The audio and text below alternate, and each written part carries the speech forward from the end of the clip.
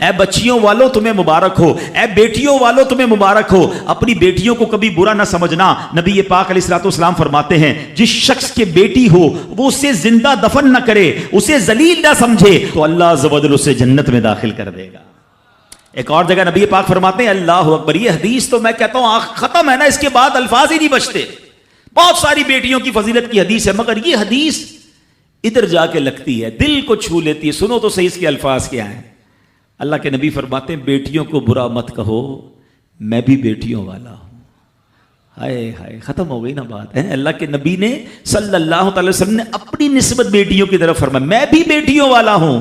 بے شک بیٹیاں تو بہت محبت کرنے والیاں، غم گسار اور بہت زیادہ مہربان ہوتی ہیں۔ سنو بیٹیوں والوں اور بہنوں والوں، اللہ کے حبیب کیا فرماتے ہیں صلی اللہ تعالی علیہ وسلم، میرے نبی کا فرمان ہے کہ جس کی 3 بیٹیاں یا بہنوں کی اس طرح پرورش کرے، ان کو ادب سکھائے، ان سے مہربانی کا برتاؤ کرے، یہاں تک کہ اللہ عز و جل اسے بے نیاز کر دے، یعنی ان کا نکاح ہو جائے، تو اللہ تعالیٰ اس کے لیے جنت واجب فرما دیتا ہے۔ یہ ارشاد سن کر ایک صحابی کھڑے ہو گئے۔ صحابہ کے سوال بھی بڑے کمال کے ہوتے ہیں۔ یقین کرو ہمارے بہت سارے کام سیدھے جو ہے نا، ہمارے لیے بہت ساری آسانیاں صحابہ کے سوالات نے کر دی۔ اب ہو سکتا ہے یہاں میرا کوئی بھائی ایسا بیٹھا ہو جس کی 3 بیٹیاں نہ ہوں، وہ کہتا ہے میری تو 2 ہیں۔ صحابی نے سوال کیا حضور اگر کسی کی 2 ہوں تو اللہ، اور 2 لڑکیوں کی پرورش کرے تو ارشاد فرمایا اس کے لیے بھی یہی اجر و ثواب ہے۔ راوی فرماتے ہیں یہاں تک کہ اگر ایک بیٹی کا بھی لوگ ذکر کرتے تو نبی پاک اس کے بارے میں یہی فرماتے۔ مگر ایک روایت اور بھی موجود ہے کہ ایک صحابی نے کھڑے ہو کر کہا حضور اگر کسی کی 1 بیٹی ہو، اللہ کے نبی نے فرمایا 1 بیٹی ہو تو بھی جنت واجب ہو جاتی ہے۔ بیٹیوں پر شکایت، بیٹیوں پر منہ چڑھاتے ہو، بیٹیوں پر لڑائی کرتے ہو، اللہ اکبر، یہ تو جنت میں جانے کا ٹکٹ ہے۔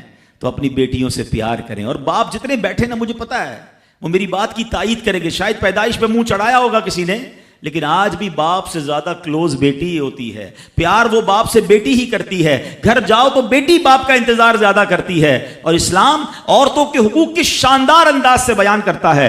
اللہ کے نبی علیہ الصلوۃ والسلام فرماتے ہیں جب کسی کے ہاں لڑکی پیدا ہوتی ہے، سنو، گھر پہ مہمان آئے تو اچھا لگتا ہے نا، اور کوئی بڑا اہم مہمان آ جائے، کوئی بڑے بزرگ آ جائیں تو کتنا خوش ہو جاتے ہیں آپ۔ کئی ایسے بزرگ ہوں گے، کئی ایسے علماء ہوں گے، کوئی ایسی شخصیت ضرور ہوگی جس کو آپ اپنے گھر بلانا چاہتے ہوں گے، مگر آپ سوچتے ہوں گے یار وہ میرے گھر کیسے آئے گا، بہت بڑا آدمی ہے، بڑا مصروف شخص ہے، پسند تو مجھے بہت ہے مگر میں گھر نہیں بلا سکتا۔ سنو، جب تمہارے گھر بیٹی آتی ہے تو پتہ ہے کون مہمان آتا ہے؟ اللہ کے نبی فرماتے ہیں جب کسی کے ہاں لڑکی پیدا ہوتی ہے تو اللہ عز و جل فرشتوں کو گھر بھیجتا ہے۔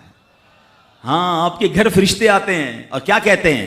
فرشتے آ کر کہتے ہیں اے گھر والوں تم پر سلامتی ہو۔ پھر فرشتے اس بچی کو اپنے پروں کے سائے میں لیتے ہیں، اس کے سر پر ہاتھ پھیرتے ہوئے کہتے ہیں یہ کمزور سی جان ہے جو ایک کمزور جان سے پیدا ہوئی ہے، جو شخص اس کمزور جان کی پرورش کی ذمہ داری لے گا تو قیامت تک مدد خدا اس کے شامل حال رہے گی۔